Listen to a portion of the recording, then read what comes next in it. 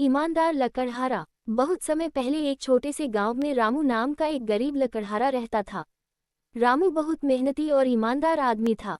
वह हर दिन सुबह जंगल में जाता, लकड़ियां काटता और उन्हें बाजार में बेचकर अपने परिवार का पेट पालता था। रामू के पास एक पुरानी लोहे की कुल्हाड़ी थी। वही उसकी रोजी रोटी का सहारा थी। एक दिन की बात है। रामू हमेशा की तरह जंगल में लकड़ी काटने गया। जंगल के बीचों बीच एक गहरी नदी बहती थी। रामू नदी के किनारे एक बड़े पेड़ को काटने लगा। लकड़ी काटते काटते अचानक उसकी कुल्हाड़ी हाथ से फिसल गई और सीधा नदी में गिर गई। रामू घबरा गया। वह नदी के किनारे बैठकर उदास होकर बोला, अब मैं क्या करूं? यही तो मेरी एकमात्र कुल्हाड़ी थी। अगर यह नहीं मिली तो मैं काम कैसे करूंगा? रामू दुखी होकर रोने लगा। तभी अचानक नदी का पानी चमकने लगा और वहां से एक देवता प्रकट हुए।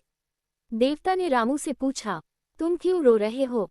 रामू ने हाथ जोड़कर कहा, हे देवता, मेरी कुल्हाड़ी नदी में गिर गई है।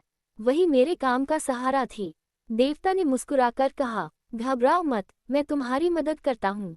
देवता नदी में डुबकी लगाकर बाहर आए और उनके हाथ में सोने की चमकदार कुल्हाड़ी थी। उन्होंने पूछा, क्या ये तुम्हारी कुल्हाड़ी है? रामू ने तुरंत सिर हिलाकर कहा, नहीं देवता जी, यह मेरी नहीं है। मेरी कुल्हाड़ी तो लोहे की थी। देवता फिर से नदी में गए और इस बार चांदी की कुल्हाड़ी लेकर आए। उन्होंने फिर पूछा, क्या ये तुम्हारी कुल्हाड़ी है? रामू ने फिर ईमानदारी से कहा, नहीं देवता जी, ये भी मेरी नहीं है।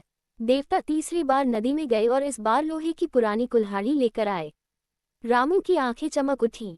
वह खुशी से बोला, हाँ देवता जी, यही मेरी कुल्हाड़ी है। देवता रामू की ईमानदारी से बहुत खुश हुए।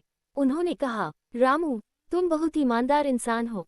आजकल ऐसे लोग बहुत कम मिलते हैं, इसलिए मैं तुम्हें इनाम देता हूँ। ये कहकर देवता ने रामू को सोने, चांदी और लोहे तीनों कुल्हाड़ियां दे दी। रामू बहुत खुश हुआ। उसने देवता को धन्यवाद दिया और खुशी खुशी अपने घर लौट आया। उस दिन के बाद रामू की जिंदगी बदल गई, लेकिन उसने कभी अपनी ईमानदारी और मेहनत नहीं छोड़ी।